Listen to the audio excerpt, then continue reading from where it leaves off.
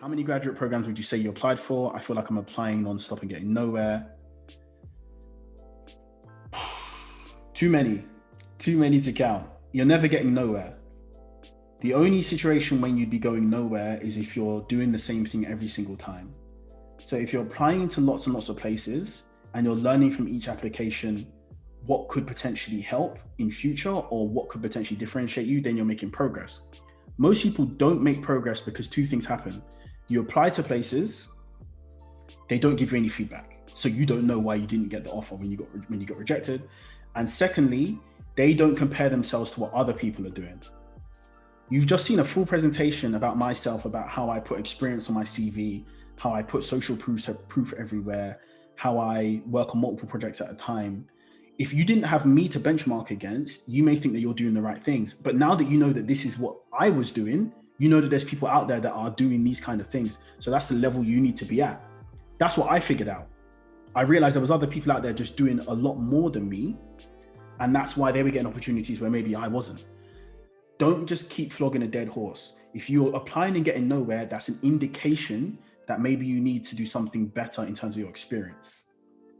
Because the honest truth is, if a HR person reads a application and it's not the best application in the world, but the experience is out of this world, they are going to put you through because you are the best candidate for the job. That's just how it is. When you're the best candidate, they'll put you through. So what you need to do is say to yourself, actually, maybe I could be doing more to improve. Now, what you're going to do is, or what a lot of graduates are going to do is say that they need to rush and get as many applications out because they're time bound. They need to get a job by the end of the year. That's not true. Most people that I've seen that got a job straight out of university didn't enjoy their first job because they rushed. Most people I've seen who took a gap year and then came back to work in a year later did enjoy their job. Guess why? Because they took time to think and know what it is that were their strengths and align their strengths to what it is they want to do rather than rush. So if you feel like you're applying and not getting anything, that's fine.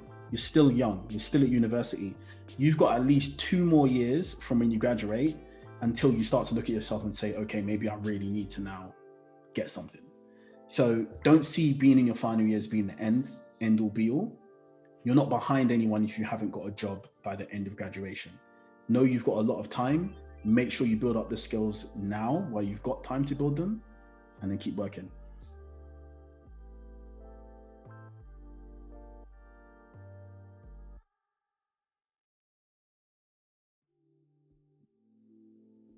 Oh, there's another good question in here that says, what's the best strategy for applying for graduate jobs? Apply for as many as possible or be selective and pick the jobs that suit you.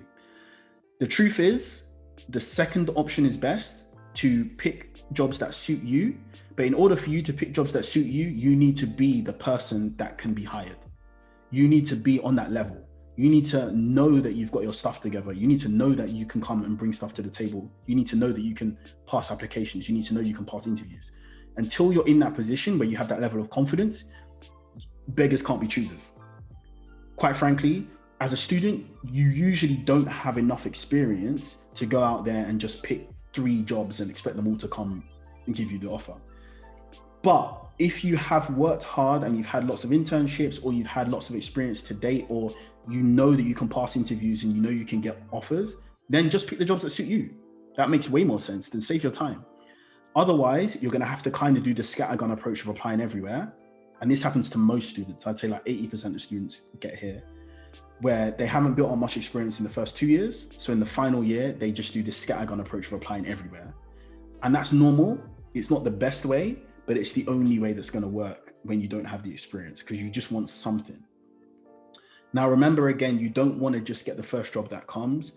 Try and build out an aim that you're working towards first, and then have a job that fits that aim. So at least you're on the right career path. Even if it's not the perfect job for you, you're on the right path. You're not just doing a job for money's sake and going to work depressed every day.